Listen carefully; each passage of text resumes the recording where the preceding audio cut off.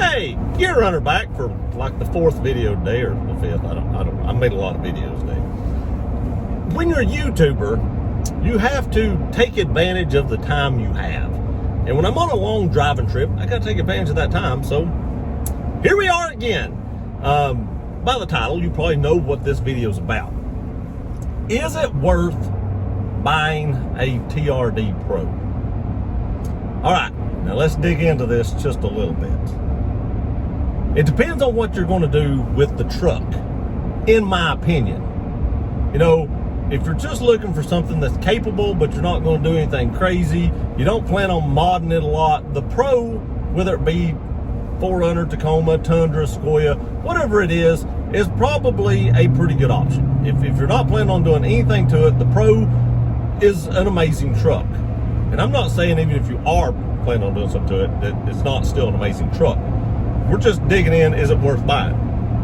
So, if you're planning on leaving it bone stock, they do come raised 1.5 inches, 2 inches, whatever it is, they come raised a little bit. They have forged wheels, which is extremely nice because they're a little lighter, you know, lighten that rotational mass a little bit. I don't know if it actually helps gas mileage, but it definitely can't hurt gas mileage to have rotational mass lighter.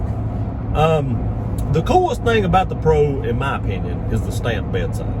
I mean, that's amazing. To me, that's almost worth buying it.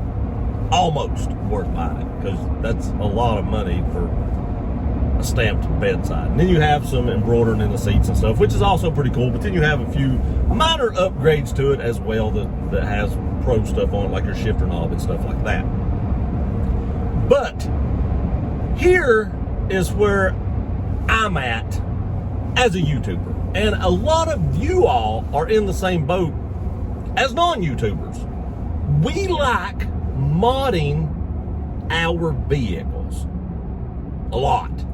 And I know you do, because you watch this channel. There's over 26,000 of you subscribed to this channel. So that tells me that a lot of you really like modding your vehicle, because that's a lot of what this channel is about, is modding vehicles.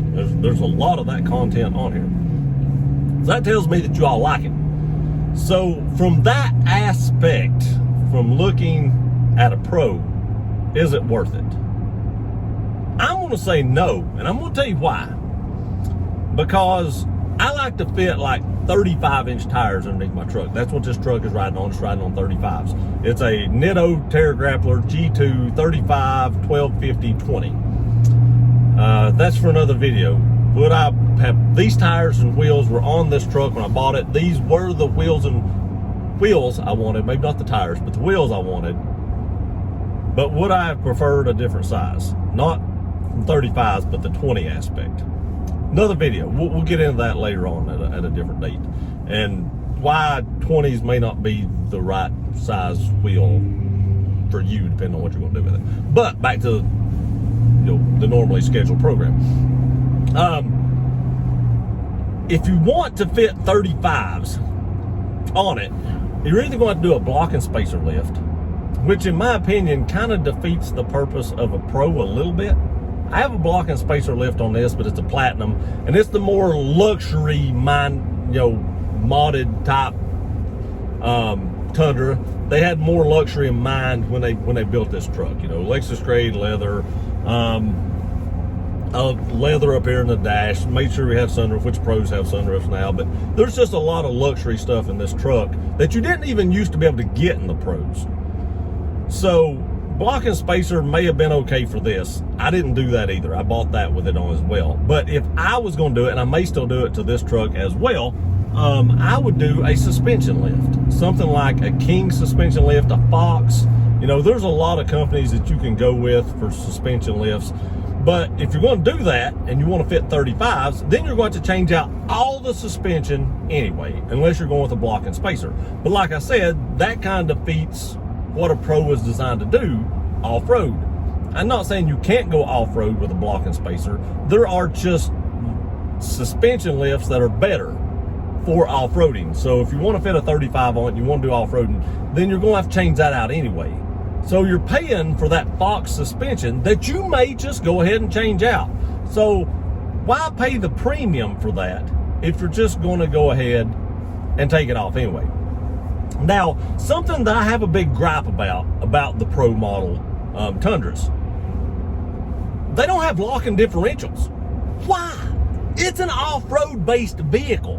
Why would you not put front and rear lockers on this thing so that you can really take advantage of what the truck is designed to do? That's crazy to me. So if you're going to do any hardcore off-roading, you'll have to add these.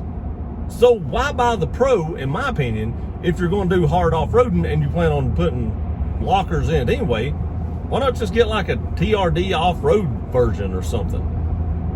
You know, I mean, yeah, you got the cool embroidered seats and the cool stamped bedside, but is it worth the premium you're paying for the lack of options that you may have to put on it anyway? Now, the wheels are cool. They are cool, but I'm not sure, I've actually never heard the width of those wheels. I think to fit a 35 1250 on something like that, the wheel has to at least be 9 inches wide, I believe.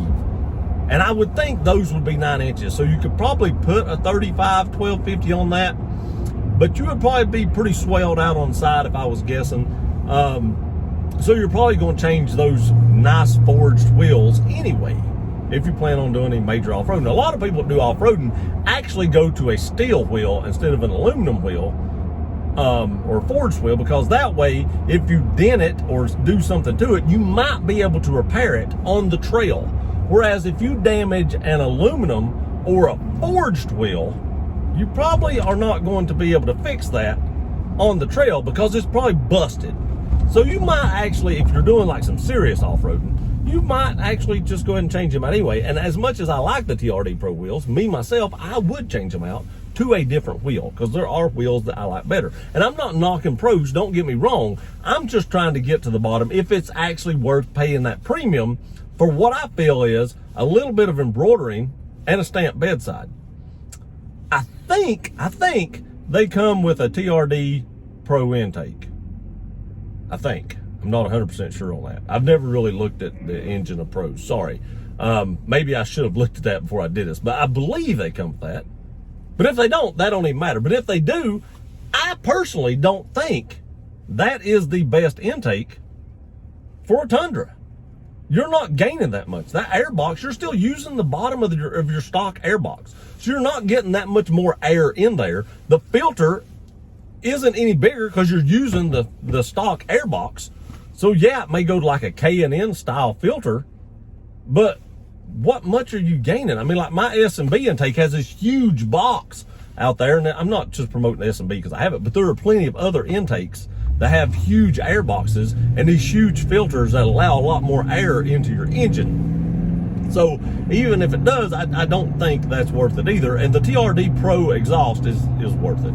Let's face it, the Pro Exhaust is a nice exhaust. I like it. I wish my Borla exhaust was the black chrome Pro Exhaust. So that's probably worth it. But for the premium that you're paying for the Pro and the money you would save on getting like a TRD off-road or even a limited, but you can probably get that package on limited, but whatever trim level you want, whether it's SR5 or limited or whatever it is, you could definitely afford to put an exhaust on it, because you're going to save quite a bit of money in between those two trucks. So in my opinion, is it worth buying a TRD Pro? I don't think so. And I thought about buying a Pro in my next truck, but when I think about it, everything that makes it a Pro, I'm gonna take off of it. So why pay that premium for a stamped bedside and some embroidering in the seat and a shifter knob? Now there may be a few more things that, you know, give you some aesthetics, but is it worth it? I don't think it is, in my opinion, because I'm going to change the majority of the stuff that makes it a Pro anyway. Let me know in the comment section what you think. If it had lockers, no doubt, not even a thought, totally worth it. Not having lockers, I mean, you can buy other vehicles and get the same thing that you're going to do this for less, probably. Appreciate y'all watching this video. Please like, share, and subscribe. See you next time.